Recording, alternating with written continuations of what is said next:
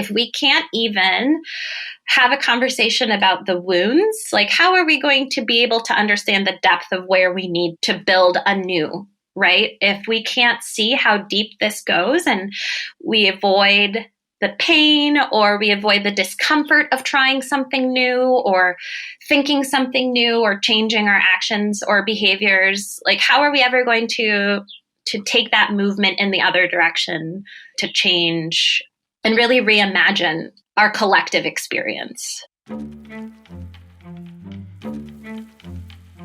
A movement is underway of people abandoning the emotional, physical, and financial expenses of city living and crafting their own purpose, livelihoods, and joy in the rural reaches. The Urban Exodus podcast shares the wisdom, wit, and stories of those who decided to embark on the road less traveled to pursue their own interpretation of the good life.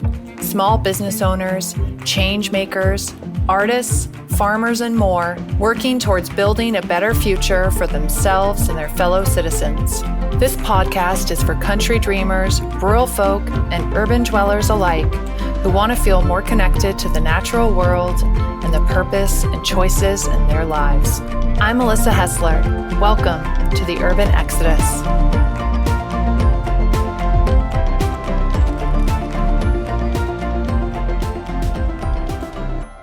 I'm excited to invite you to my conversation with Alyson Morgan, the photographer, artist, environmentalist, and herbalist behind Alyson Simply Grows and Earth Star Herbals. Alyson grew up in the Bay Area of California and met her partner while attending college at UC Davis. Alyson and her husband decided to move back to his home state of Wisconsin because of California's water crisis, natural disasters, and the high cost of living. After a brief stint living in the heavily segregated city of Milwaukee, they decided to move to a rural town. They downsized to a small house with a big established medicinal garden, and this began Alyson's journey into herbalism. I'm really excited, Alyson Morgan, to have you on the show. I have been following you for a really long time. We have connected so many times over kind of the past 2 years.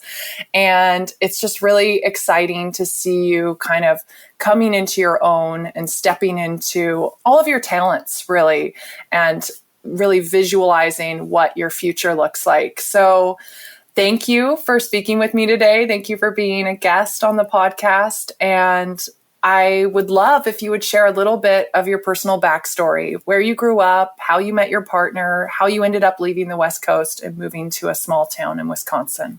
That introduction was really amazing, but I'm Alyson. I mean it.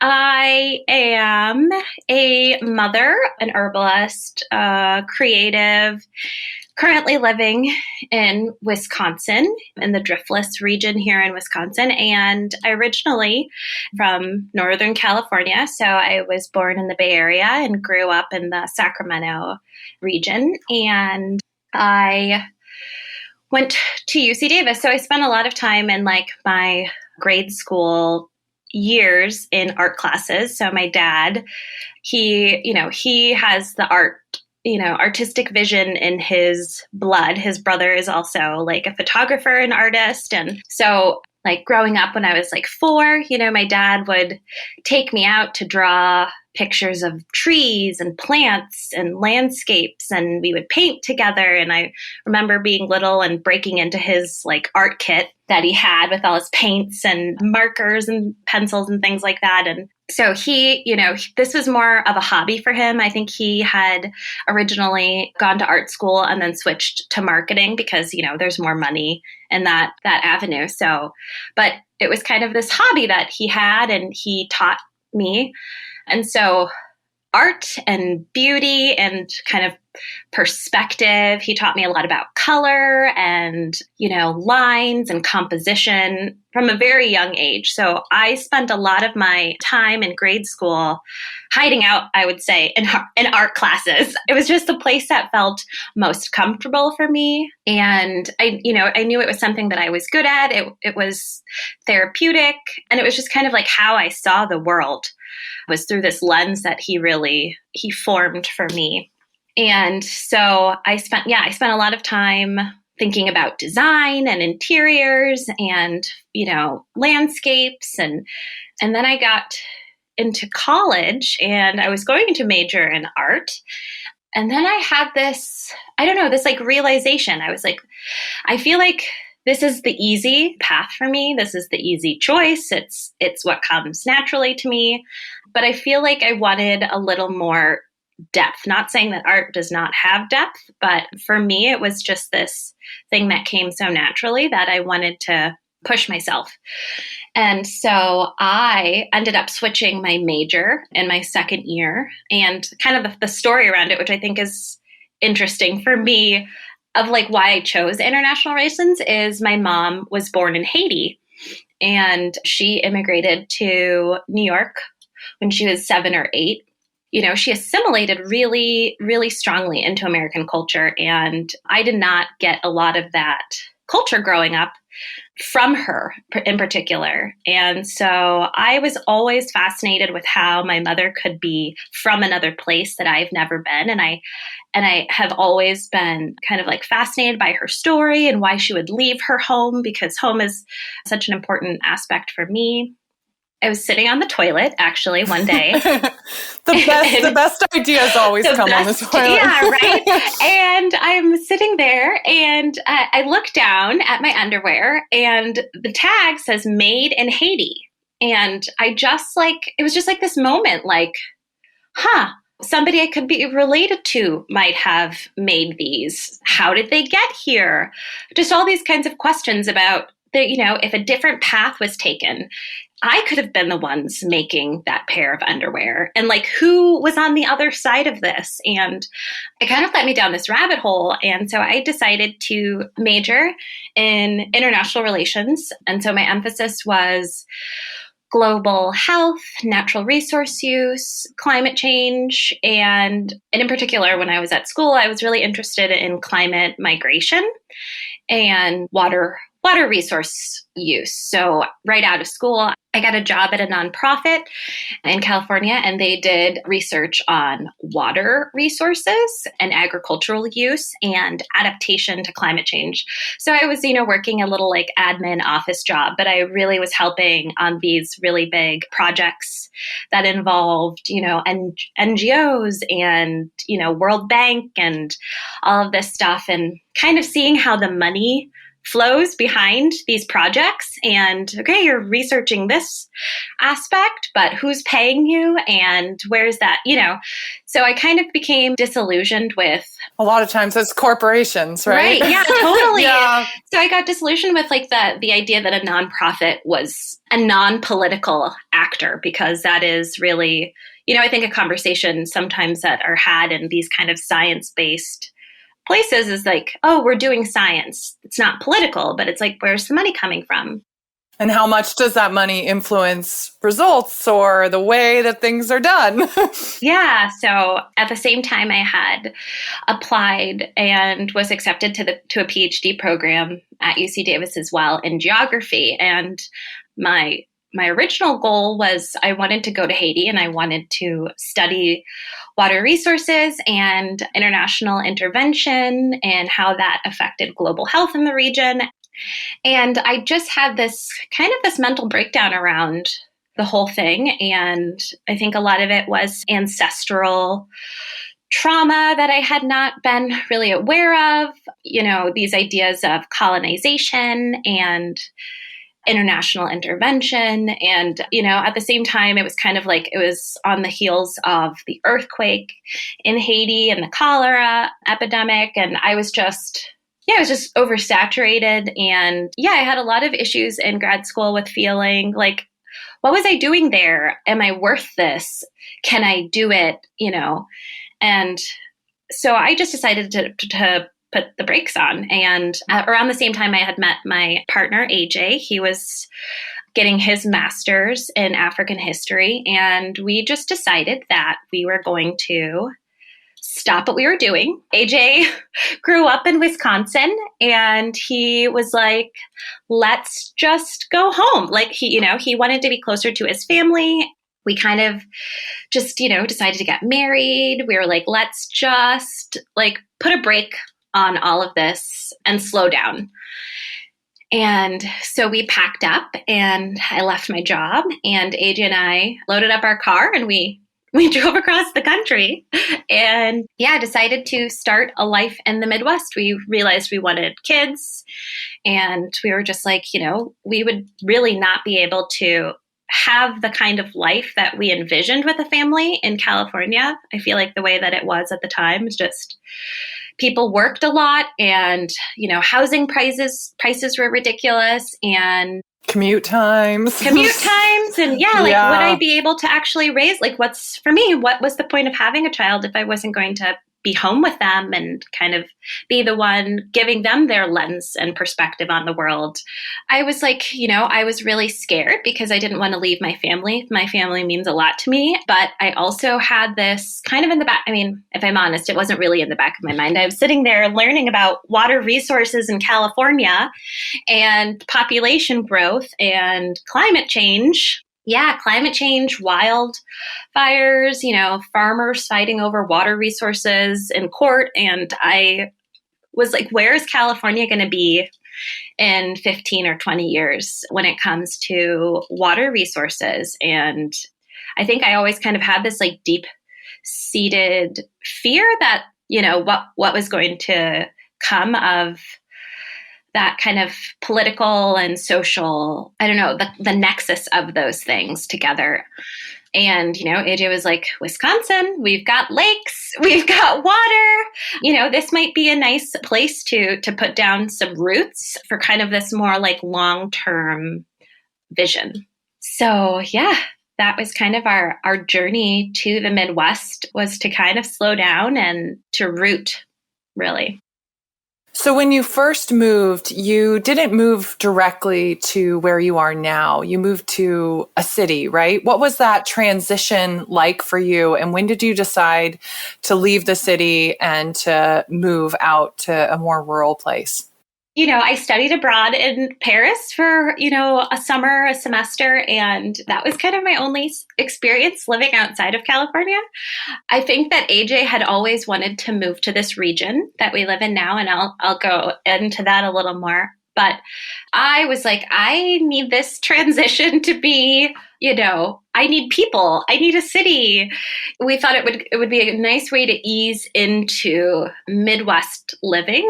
And so we moved to Milwaukee, and we rented a house there for a while and lived in the city. And I think we really enjoyed parts of living in Milwaukee, but for me, it was a really kind of an eye-opening experience that I didn't expect.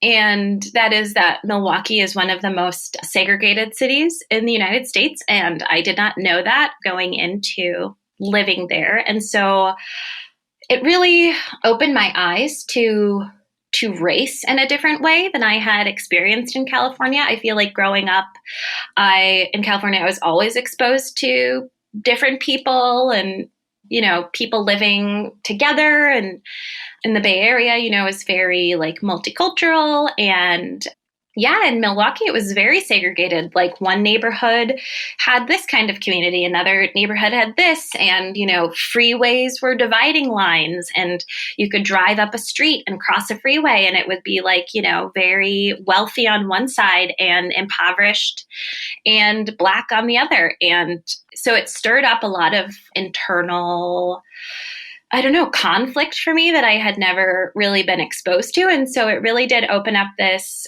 portal for me to do work that I had never really done before. But it also, was like we wanted to live in a mixed neighborhood. Like AJ is white, I'm Black. And so we wanted a place that kind of like represented that.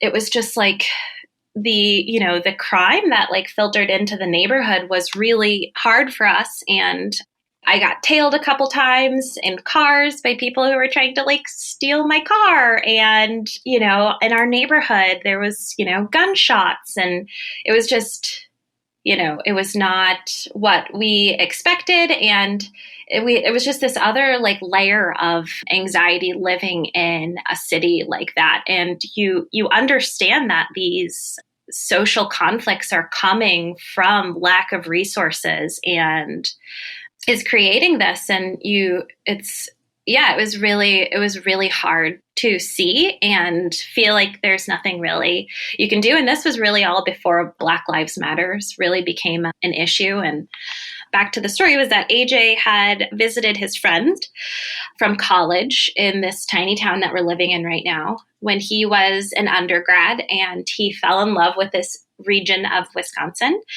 And so he had, I think, a dream to move here. I think he was secretly looking for jobs the whole time that I was not aware of. So yeah, he had wanted to live here kind of since he visited the first time. And, the move back to the state, I think, was kind of an impetus for him to kind of to move this way. And so after living in Milwaukee for a couple of years, we had our children there. We decided, we're here. Let's just do what we really came to do, which was to live a slower lifestyle, to, homestead. We had in California, we had a garden and we had chickens. And I think that we had always kind of imagined that for ourselves when we moved to the Midwest. And so we just kind of decided to take the dive. And so AJ ended up asking his job if he could work remotely, and they said yes. And so we listed our house for sale. And the first day it was on the market, we had 3 offers. And so we decided to make the move to this area, which is the driftless region of Wisconsin, which is about 3.5 hours from Milwaukee. It's a little rural town of about 4,500 people. And yeah, it's a very interesting community to live in. It's community oriented. There's some people who farm. There's Organic Valleys based out of here. So there's organic farming communities. There's a Waldorf community. There's Amish here. And yeah, I think people are really focused on community building here as well. This season of the Urban Exodus podcast is brought to you by Jake.art. Bring the beauty of the outdoors in. A new online art shop brought to you by Urban Exodus. Search our collection of affordable, high-quality fine art prints and illustrations by color or theme to find just the right work for your home or office. Or commission us to do a custom illustration or photograph of a loved one. Visit Jake.art, that's JAKE.ART, or click the shop button on urbanexodus.com. So how did you find your house there? Because I know that your home that you found there was really your gateway into herbalism, and I'd love for you to kind of share that story with everyone. We had made the drive a couple times with our kiddos. They were 1 and 3 at the time. So a 3-hour drive. Yeah, that was okay, we see a house we like. Let's hop in the car and drive there to see it. And then for that, we made a couple offers on some houses that fell through. And originally we were planning on buying the farmhouse that AJ originally had visited his friend in college, the house that his friend grew up in. His friend's mother had passed away and the house was for sale. And we were like, this is it. This is our dream. This is the dream, right? So we were going to make an offer on the farmhouse. And we realized that there was a cornfield that butted the backyard and it was right there. And I was like, wait a second, is that a conventionally farmed cornfield? And AJ was like, yeah. And so I started, I had taken an environmental toxicology class in college. And so I'd learned about, environmental drift and pesticides in water. And it's something a lot of people don't really consider when they first move too. So that's something really important to bring up, even just doing that research. Right. And I had at the time was thinking, we had babies. And so I was like, we feed them organic food and we bought an organic mattress and, we try really hard to limit the chemicals inside our house. So why would we purchase a house that's right next to a sprayed cornfield like that. Just, it was a really hard thing for me to wrap my head around. I ended up emailing my environmental toxicology professor to kind of pick his brain about, okay, what kind of pesticides are bad? And like, could we grow some kind of like ecological barrier, and how much that would, protect the house from drift when it's sprayed, and what's the half-life of pesticides in soil, and all of these kinds of like questions that I had, really bringing this like class that I had taken to life. And it really took me kind of tapping into my intuition to realize that this was not the right decision for us, which was really hard because it was kind of like everything we had dreamed about doing. And, this house meant a lot to AJ. And it was actually the first time I had ever done a tarot reading. Was I had called my friend and I was like, Liz, I can't make a decision about this house. And I don't know, I feel so torn. And she was like, would you mind if I pulled a tarot card for you? And I was like, what is tarot? And she was like, it might help you kind of clarify your own thoughts about this process. And so, yeah, I really had to get in touch with what my values were to say no. So, one of my friends, Hannah, said, I can see it's really hard for you to come back and forth with the kids. Would you like me to walk through a house? If it comes up on the market or something and you're interested, like I could totally walk through. She lived here in Viroqua at the time. And she was like, I could, FaceTime the house for you. And I was like, sure, that would be really great. So I think it was maybe like March of that year. It was right before her son was born. She walked through this house that we're currently living in, and she was FaceTiming me, and I was like, it's kind of small, and she's like, well, there's a really big yard, but it's covered in snow, and I can't really see like what's out there. But she's like, it might not be like, there's a lot of like plants, I think, that are supposed to come up. I don't know if that's a great space to have kids in, or, And I was like, yeah, the house is kind of small and, whatever. And so we kind of wrote this house off originally. And come May, our house is on the market. We got 3 offers. We ended up taking one, and we're like, we need to find a house fast. And so I ended up looking online, and this house was still for sale. So I called. It was for sale by owner. So I called the owner. And she was like, wait, I had expected to hear back from you. When Hannah walked through the house, I was waiting for you to call back. And I was like, yeah, it was a little small, but is the house still available? And she said, we have 2 offers on the house, but if you can get here tomorrow to take a look, I'd consider your offer. So AJ and I got in the car. We drove 3 hours, and it was May here. And so everything in the garden was blooming. The apple tree, lupin, like the yard was just amazing. So this is like a little house in town. It's like about 1,200 square feet, but it's a double lot. The owner of the house purchased it from her grandparents. So she was the second owner, and she was an herbalist, and she had planted up these gardens with plants that she used in her apothecary and native plants and wildflowers. And there was still some of the remnants of her grandmother's garden here, which were the peonies and a 70-year-old grapevine. And so she basically just like walked me through the garden, and I didn't even really look inside the house. I was sold at the garden.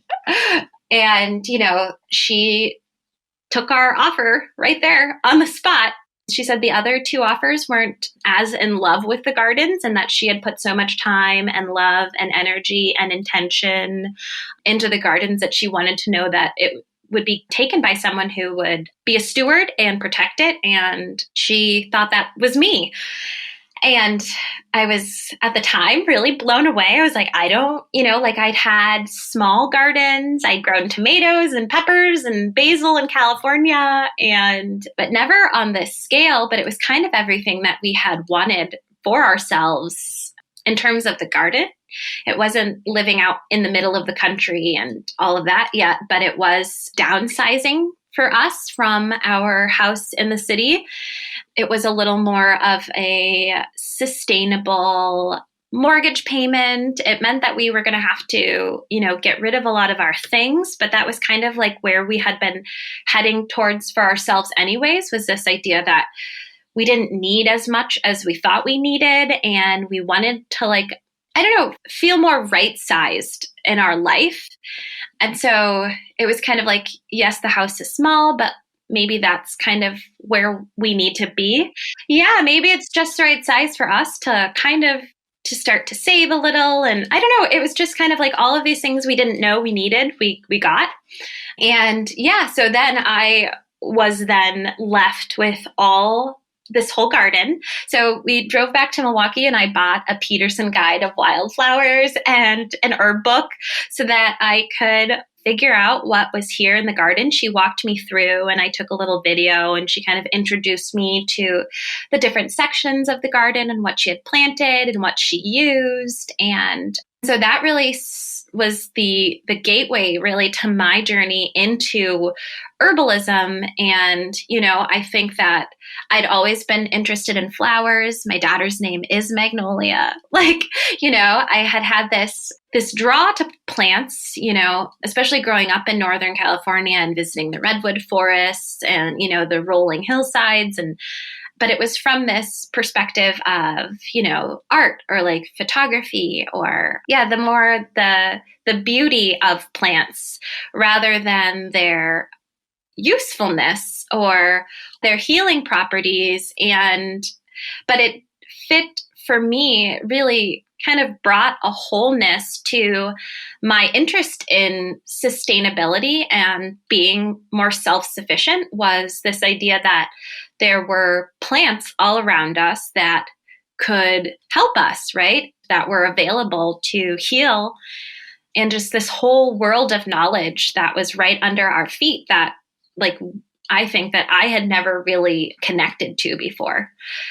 We moved in July and I really started this process of listening to the plants, kind of picking leaves and smelling and tasting and watching and observing what was around and pulling out my books and trying to ask people, in town if they knew what this plant was. And it was that fall that I had made my first 2 herbal preparations, or 3. So I dug up some echinacea roots. Thyme was another plant that was really speaking to me, and lemon balm. So I made tinctures and I let them sit on the shelf for 6 months because I was like, I don't know what I'm doing. Am I going to poison someone? Yeah, I was really nervous about, if you're reading in some of these guide books, right, like a Peterson field guide, it's like, this plant is toxic and this plant is this. And then you read an herbal book and it's like, you can use this plant in this way. And you're like, wait a second, that's that's different information. What is true? And so I had a lot of trepidation around using herbal remedies. And then winter came along and it was January and I was reading about lemon balm and I was like, I think it's time to give my lemon balm a try. It was like a Midwest January for a California native is intense. Yeah, it's a really hard place to be. And I was willing to risk it. And then lemon balm became this plant ally for me and AJ and this kind of winter blues. It was just such a sunny and uplifting plant. It's in the mint family. And it was just, I was like, oh, okay. This is what plants are about. This is what, herbal remedies are about. And I was kind of hooked. You have obviously studied, you've taken courses now on herbalism, and now you've started Earth Star Herbals. Will you tell us a little bit about this business that you've created out of your love of plants and healing people with plants? Yeah, so Earth Star Herbals really came after a couple years of experimenting with the plants, sitting with them, studying, spending time in my garden and asking questions and reading books. And I went on a retreat to North Carolina to study with Asia Suler of One Willow Apothecary. It was this winter intuition retreat. And I had, been using plants in in different ways, mainly tinctures, and really finding that I had this kind of intuitive connection to plants that if I needed a plant for something, or if I was having kind of like an internal experience, if something had come up for me in therapy, that I'd start seeing a plant, and plants would start appearing kind of everywhere, or I'd start noticing them. And then I'd look it up, and that plant was almost, exactly what I needed at the time. For me, it's really flowers. Flowers really speak to me. And I started experimenting with flower essences a little bit before my retreat, but Asia really went into flower essences, the emotional body, how to use flower essences to heal kind of like ancestral trauma, to help with psychological and emotional experiences. And I found that I think it was really moving to Milwaukee and kind of that journey that really stirred up my own traumas that I didn't really know that were kind of existing within me, internalized like white supremacy, self-worth, low self-worth, kind of the colonial legacy that I think I, epigenetically inherited from my mother, that was kind of living in my body in these ways that I hadn't really been aware of before. And I started to use plants, and that kind of opened up, I think, these conversations in my body and my heart, and like allowed me to dive into them a little more and be aware of them. And so kind of in conjunction with therapy, flower essences really helped shift things for me to open up conversations and awarenesses. And I don't know, it's just kind of mind blowing. And then when I went to this retreat and Asia laid it out in all of these ways that like, yes, these things are all connected and they work together and can be used for healing. I just was like, everybody needs, I think that flowers have such a way of drawing us in, and then to know that each flower has an essence, and that these can work with our similarities or, blockages to open us up to deeper healing. And so I started sharing flower essences with my partner and my friends. I started reading more about them and really just kind of following the flowers and the seasons in my own garden. When I got home, I started making flower essences and learning about them and sitting with them and attuning to their vibration, and really found a lot of synergy in my own healing work with flower essences. And that's when I decided to start Earth Star Herbals. Earth Star is a chakra. And so I had done a yoga teacher training when we first moved to Milwaukee. It was kind of my segue in between my job in California and kind of motherhood. And it was really more for my own like personal growth process. And so chakras is something that has always really resonated with me. It's like these like energetic centers in our body. And I started Earth Star chakra just kind of started coming up for me. And I'd never heard of it before. And I started researching it. And what I read was that Earth Star is a chakra that is below our like root chakra. And it's a chakra that connects everybody. It's like the chakra of collective consciousns. It's the chakra of your ancestors. It's the soil. It connects you with the plants. It's a chakra of like past lives, and this like really deep idea that everything is connected and everybody is connected, and you're connected to your ancestors, you're connected to the plants, you're connected to each other. And so that's embodied in the Earth Star chakra. And I was like, oh, that's kind of perfect. I was digging into my ancestral stuff. I was working with the plants, and talking about collective consciousness and how do we get on board to fight climate change, or to have these conversations about social issues. And it was just like, oh, it's all right here. It is the ground of our being. And so that's how Earth Star Herbals started. And, I launched my website a month before the pandemic. I had wanted to do it for a year, and I kind of finally like gathered up my courage to put myself out there in that way. And then it was the pandemic. And so everything really like shifted for us as a family. And so, I do my best to put out there what I think will resonate with people, what flower essences I think that will resonate. And I'm sitting on, about 40 other flower essences that I would love to blend and to get out there for people to use and experiment with in their own healing journeys. There's a lot of work and steps that go into a business, a small business. And I want to try and be as intentional about what I'm doing as possible. And so I think, just keeping it as small as I can until I have the resources of time and space to kind of put into it. Social and environmental activism, obviously, are both major themes in your work. And I know that it took you time to build the confidence to put your voice out there in these ways. What is your advice for people who want to help make a positive impact, but feel like they don't have the power to truly make real change in the world?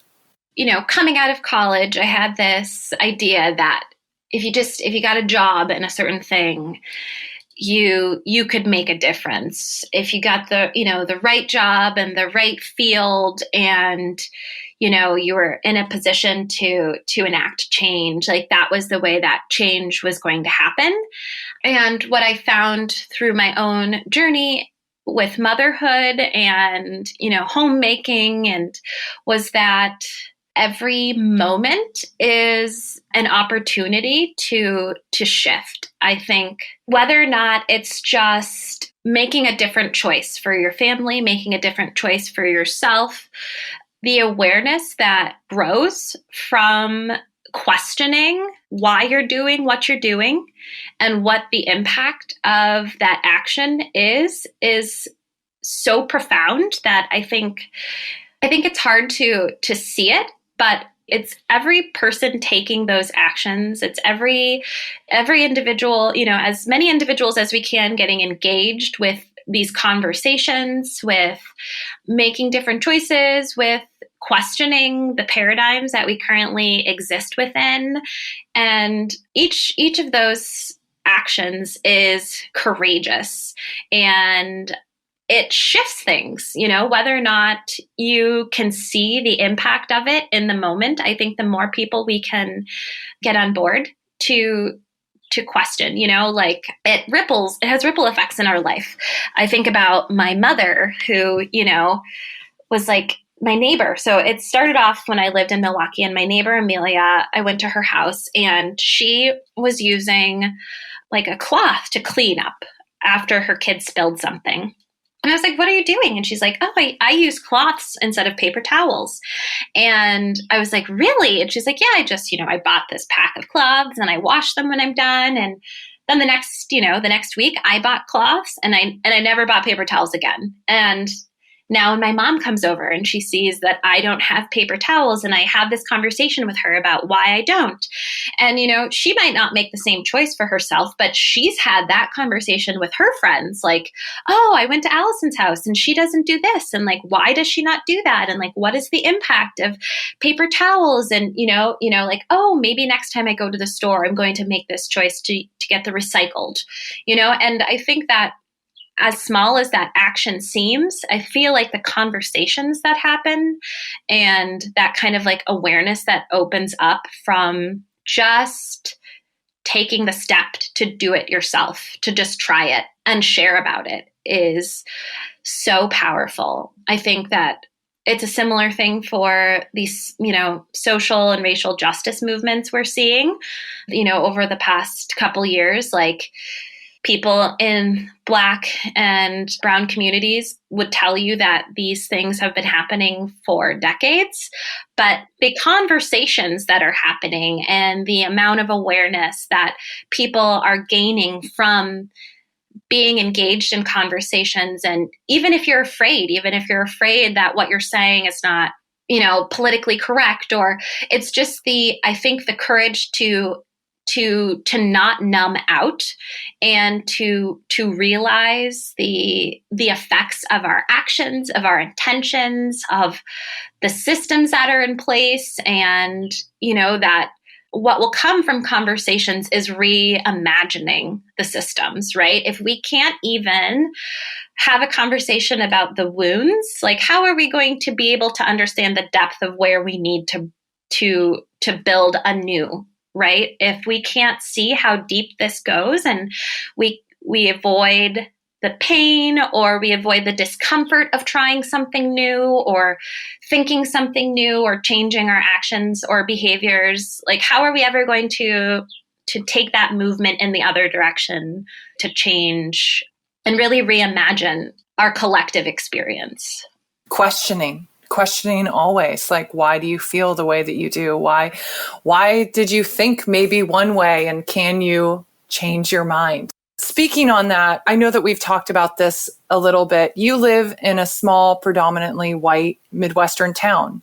Can you share what your experience has been like living there, and any advice that you would give to people of color who want to leave the city, but maybe they feel worried about settling in a safe and welcoming rural community?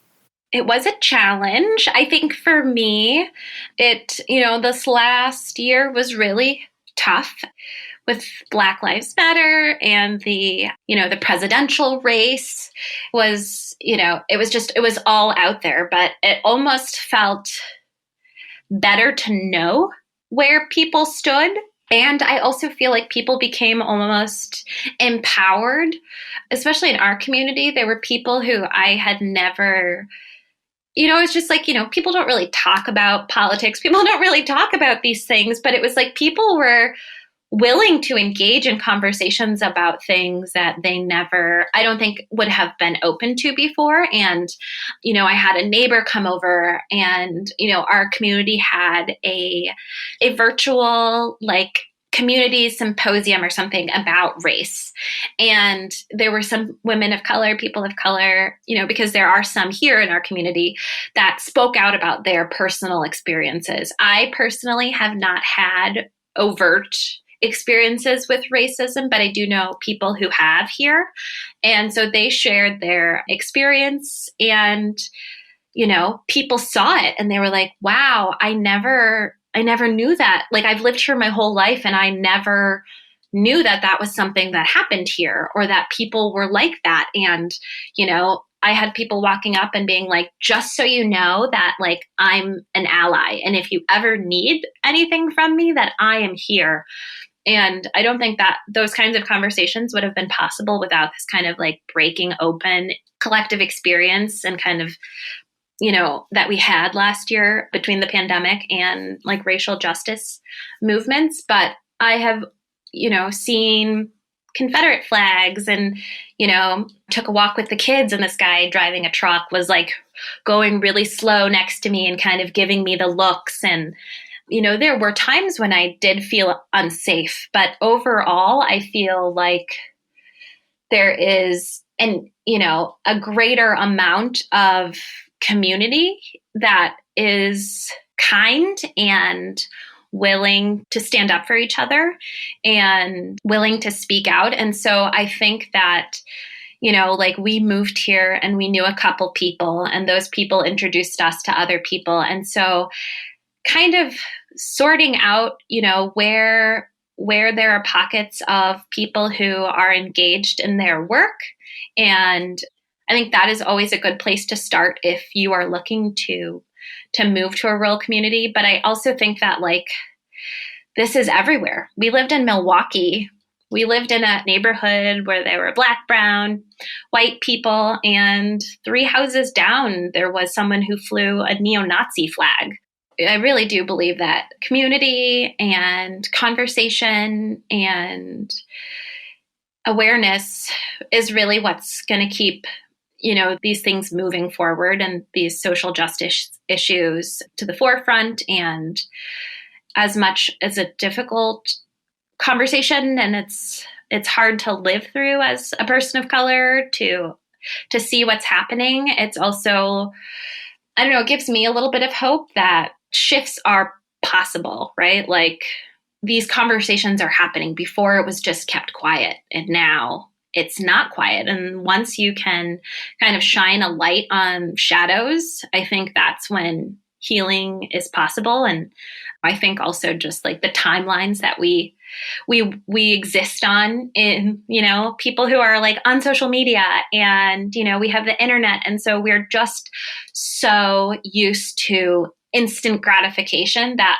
like social movements take time, is something that also is important to ground ourselves in. Is like when the civil rights movements were happening, like that wasn't overnight. Like those people had to do that work for years. This episode is brought to you by the workshops at How Hill Farm, a new photography and creative workshop series brought to you by Urban Exodus. Workshops are hosted online and at our farm headquarters in Midcoast, Maine. The workshops at How Hill Farm offer learning experiences that encourage you to experiment with new techniques, hone your creative vision, and advance your professional opportunities. Check out How Hill Farm's full lineup of online and in-person offerings by visiting the workshops page on the Urban Exodus website.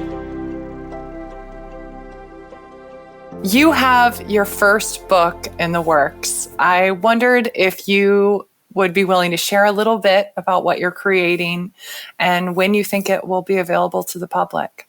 Yeah, so I am in the very beginning stages of writing a book, and I hope that this book kind of encompasses some of what I shared here, my own personal healing journey, the decolonization work that I have done, and the personal growth that I've, connected with the plants around. And so it will be a little bit of talking about ecological grief and ancestral knowledge and disconnection, and how to use plants in your everyday, kind of through intuitive herbalism and simple recipes and rituals to connect with the natural world around you and to connect with yourself and other people.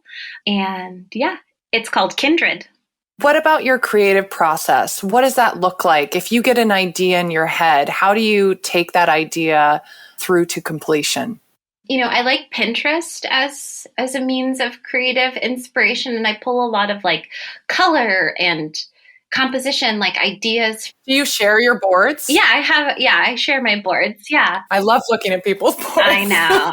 Just looking inside their brain. If you were inside my brain, you would see flowers and gardens and baby goats. Yeah. So I think how I work is that I have a picture in my head and a feeling. I have a feeling and a picture in my head of an end result. And then I start to gather elements that I think I can use to make that a reality. And oftentimes I'll start off with a prop, or, I love cups. I don't know. I'm a beverage lady. So I'll start off with one thing and then slowly bring in other elements to kind of bring together an image. But I think that I have a mood in my mind. I have a color palette. I have a feeling that I want to try to achieve. And sometimes it doesn't work out, and that can be super frustrating. And I find that if I will take maybe 12 to 15 shots, and I will know if I'm not hitting that mood that I'm going for. And then I will stop, take a break, and then try to introduce new elements or change, where I'm shooting. A lot of times it comes from how something is just laid out in front of me. And I'm oh, this would be beautiful, or the way the light is hitting, or it's really I don't put a lot of time into thinking about it. And, because a lot of my stuff is seasonal also, it really is about what is in the moment, what is around me, what's blooming, where the light is in my garden, where the light is in my house. How are you able to accomplish all that you're doing right now with your 2 young children at home with you for the last year? How have you been balancing it all? Don't know. That's another good question.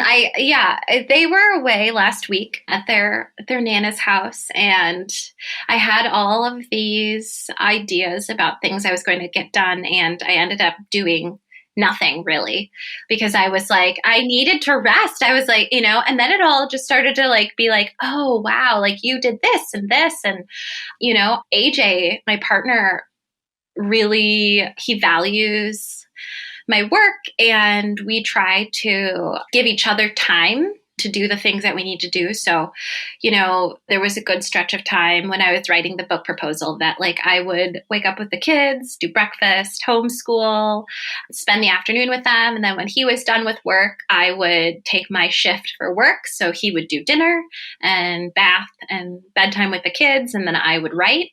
If I have like a big project coming up, like he'll take the kids for the weekend and take them out to the land, and they'll camp and do bonfires and, go on hikes. And then I get a good chunk of time to work.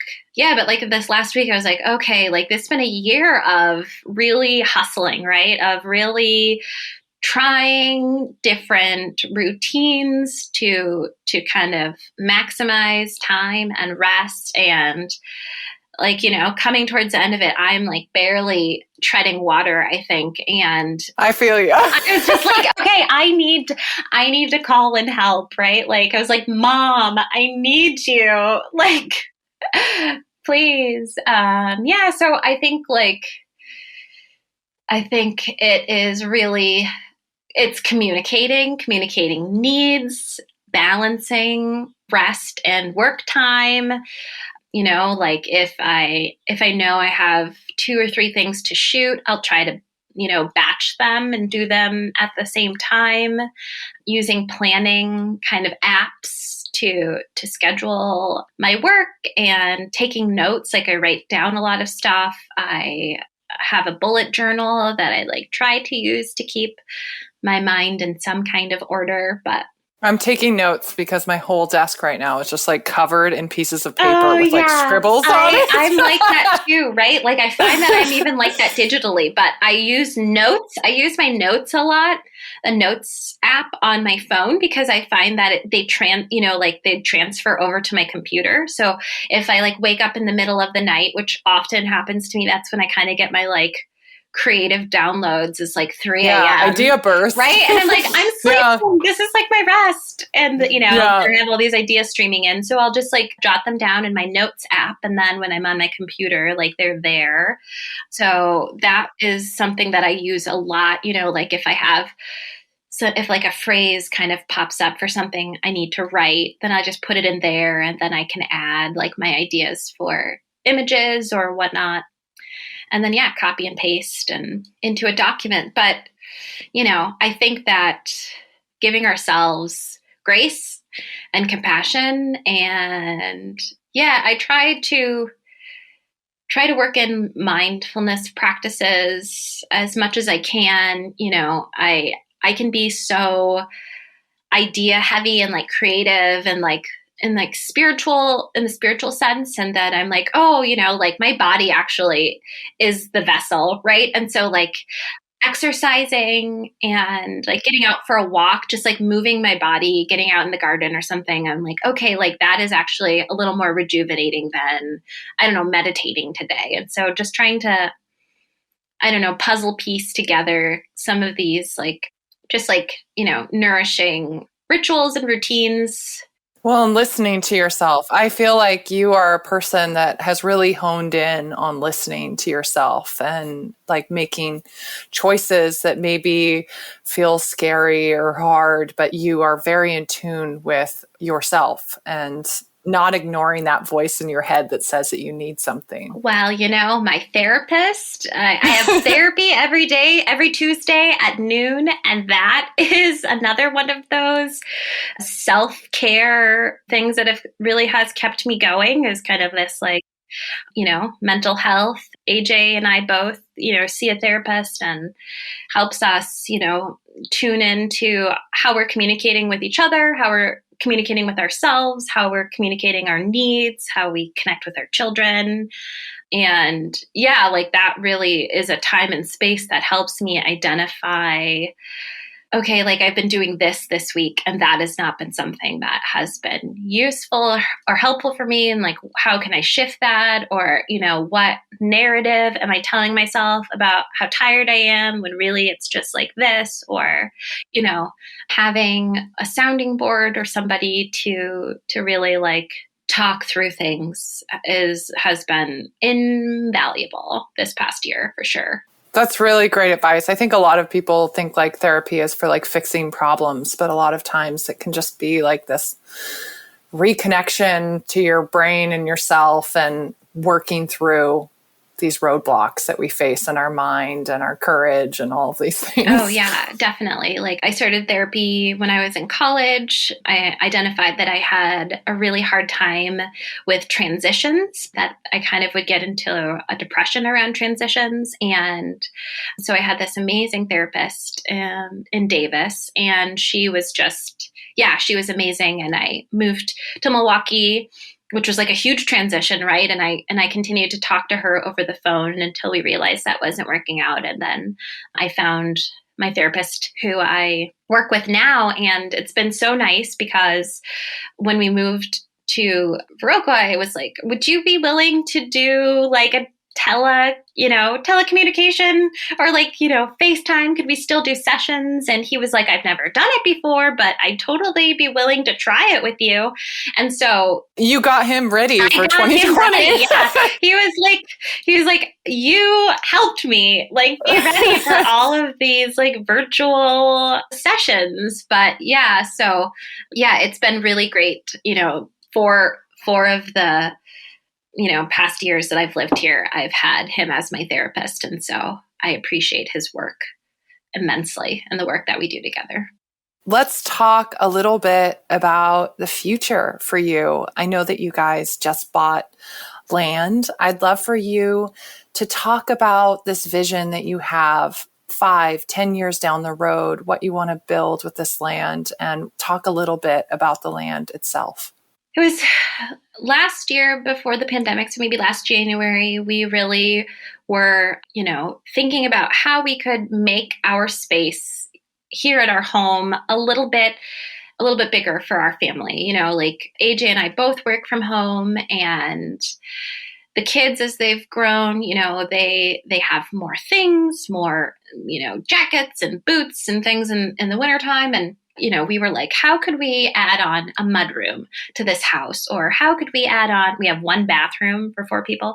How could we add on an extra bathroom or something to make this house fit our needs? And it just wasn't working. We had a contractor friend come over, and he was like, well, if you wanted to do this, you'd have to, shore up this foundation and, do this. And it's looking to be like probably like $60,000, $100,000. And we're like, what?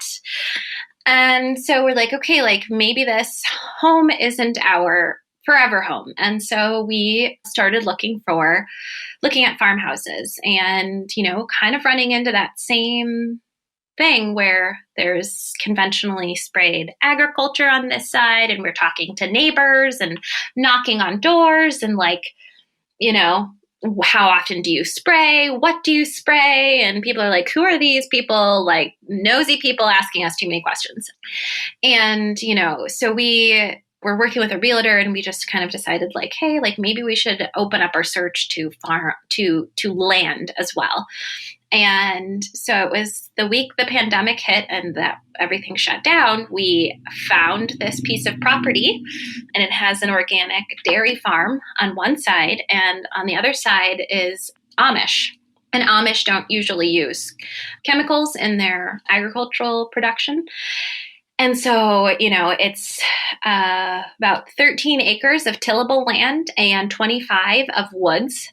So the woods are a really nice ecological buffer as well. And so we walked this property, and it felt like home instantly, but also felt I was like, what are we even thinking? Like, why we're going to buy land and there's like a pandemic and like, what are we even doing? And so I really did go back to these kind of practices of kind of tapping into my intuition and just kind of trying to connect to a larger vision. And so for me, this land here in Wisconsin, we are on the ancestral land of the Sauk, Milwaukee, and Ho-Chunk people. And something about this process of thinking about land as a living entity, as its own, not a person, but it's got its own essence and its own like profile. And like, what does it mean to own land? And what does it mean to be a steward of land? And, thinking about my own, ancestral connections to working land. My father is Indigenous and African American, and we think some European. He just sent out his DNA test, so I'm waiting on like learning a little bit more about his connections and rooting a little more deeply in that. But just thinking about what it means to be a woman of color and having access to land and how I want to connect with land and have a relationship rather than feeling like it's mine to do whatever I want with it, if that makes sense. Like we go out there and there are birds and animals and, so many other plants and insects and creatures call this place home. And so thinking about it as an ecosystem. And so for me, the next 5 to 10 years is like when we're out there, I feel so grounded and we would love to live there. And so I think, the next year we are in the process of, drawing up plans, working with an architect to build a house out there. And how do we build in a way that is sustainable and, reusing materials and kind of like working with making that a really highly efficient and eco-friendly home. And I think like long term, AJ and I both are committed to this idea that this, the land is a place to really try to build an ecosystem and kind of reinforce. There's like a pond that was there when you look at on a Google map, there's a pond, and the old owners really talked about there being a pond there, and he used it for watering his cattle, and it's right on the edge of like the forest. But the past year that we've been out there, there has been no water, and so some of our conversations are like, how do we regenerate this pond? How do we create? We get really bad flooding in this area sometimes, and how do we work with the land and the way it's shaped to store water and build swales and use it to water the orchard and, let it be a natural watering hole for the animals that come through. And how do we, regenerate the forests and, bring in more native plants? And, I think one of my visions is hopefully in a couple of years, growing a lot of plants for my business. And just how do we use it as a place of connection and community? And, as we are stewards of the land, as we own it, but how do we make it more than our own? Almost seeing the land as your legacy, right? It goes beyond you and your lifetime and your kids' lifetimes. That's beautiful. Do you have any advice for new rural transplants on how to build a rewarding life in the country? So I think like this kind of piece of advice I was given when we first moved here, and you just take it slow, right? Like you're not going to have everything that you envision usually at the front end. And I think the more people can move with a little more intention in agricultural communities and thinking about how what you're doing connects with the ecosystem, connects with the plants and the wildlife and the water systems, and really envisioning yourself as a part of a whole before rushing forward, I think it will be so life-giving, right? And just making those connections and having conversations with your community and seeing how you can plug in to your community for support. Here we have really fun events and people are really interested in how to share resources and, barter and kind of trade systems and, how can we share plants and how can we share, kids' clothes if we've outgrown it, and like how to build communities in different ways, I think is something that people are really looking for, especially after coming out, at this tail end, hopefully the tail end of this pandemic, is how do we build stronger connection with each other? And I think rural communities, small towns are really a perfect place to experiment. Yeah, absolutely. 2020 was a really hard year on so many levels, and 2021 isn't proving to be any less challenging. What has this difficult time taught you, and how are you carrying that into your work for the future? I think I'm still processing it, and I think that is a piece that is kind of informing my work, is just kind of the idea that these things take time, right? And I think the pandemic really had everybody slow down, and there was a moment at the beginning where it was like people weren't traveling, the roads were clear, people were at home, people were connecting with themselves, and it was kind of like there was like a clog in the wheel, and everything stopped and everyone just took a breath for a moment, and I think that bringing that pace back is an important step for me. I think like there is this feeling that like when things get back to normal, we will just move forward and push ahead. And I really do think that this pandemic is like an opportunity to reevaluate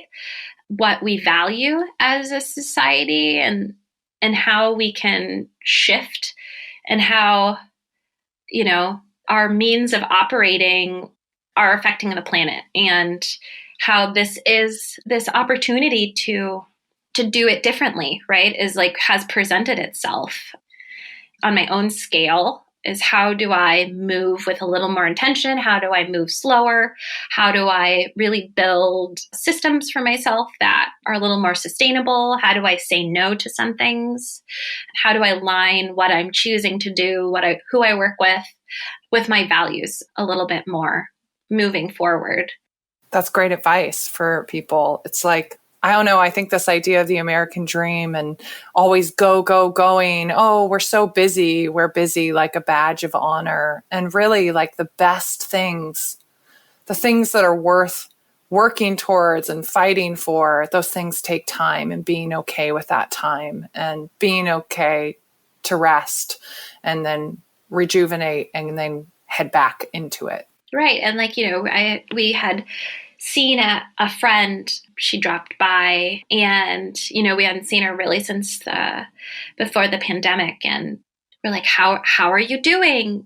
She's a mom of twins, and, they're almost 2 now, which was like, we had seen her right before they were born. It was just like, oh my gosh, this sense of time is like, it's been forever. And I asked how, the pandemic was treating her. And she was like, you know what, like as hard as it's been a blessing in disguise for our family.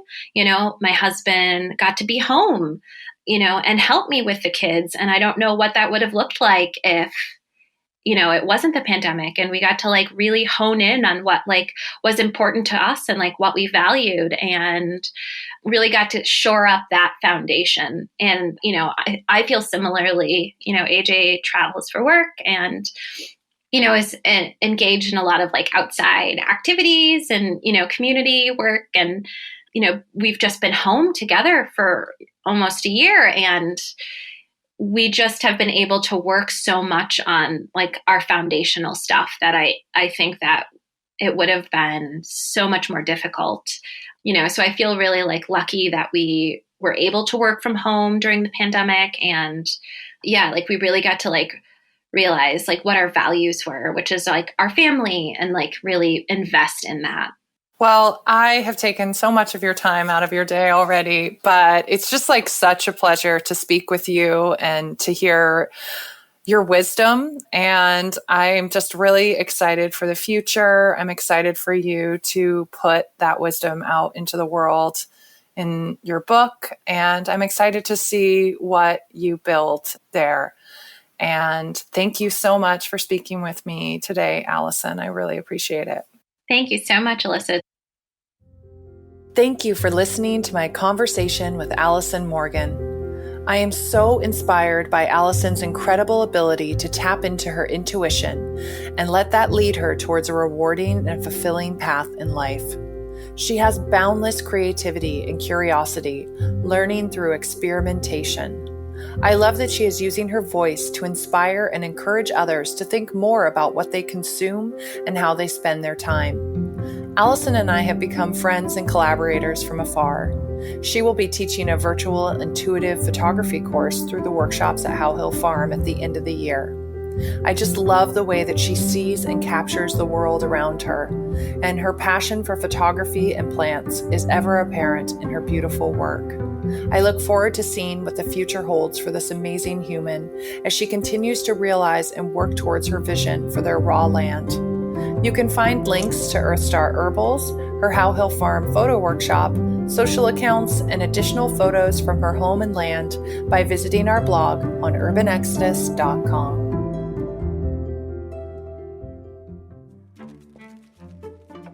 Hi, friends. Thank you so much for tuning in to another episode of the Urban Exodus podcast. Urban Exodus is a labor of love, and it's only made possible by your generous support. Maybe you just discovered Urban Exodus, or maybe you followed the project for a long time. Either way, please consider supporting my efforts so I can keep this going. The first and easiest way is to click the support button at the top of urbanexodus.com and pledge any amount you like. Second, sponsor an episode of the podcast as a business or individual and get a 20-second ad spot in an upcoming episode. Just click the podcast link on urbanexodus.com to learn more. Third, you can sign up for an in-person or online workshop with me or one of the incredible creative professionals through our workshops at How Hill Farm. Click the workshops page on urbanexodus.com to learn more. Fourth, you can buy something from Jake.art, our new Urban Exodus online shop. A fine art print or wall art for your home or office.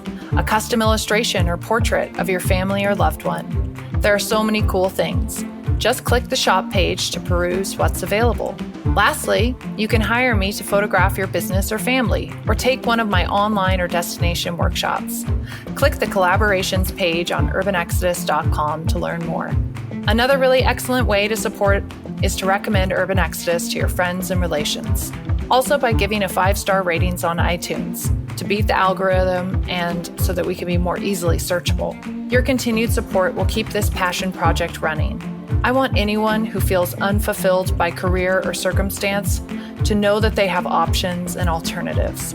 All of the work that I do through this project is to encourage people to believe in themselves and to work towards a better future for their community and the planet. Thank you for helping me continue to do this work. You can find Urban Exodus on Instagram and Facebook at The Urban Exodus. To read more in-depth features on folks who ditched the city and went country, visit urbanexodus.com. Until next time, I'm Alyssa Hessler, and this is The Urban Exodus.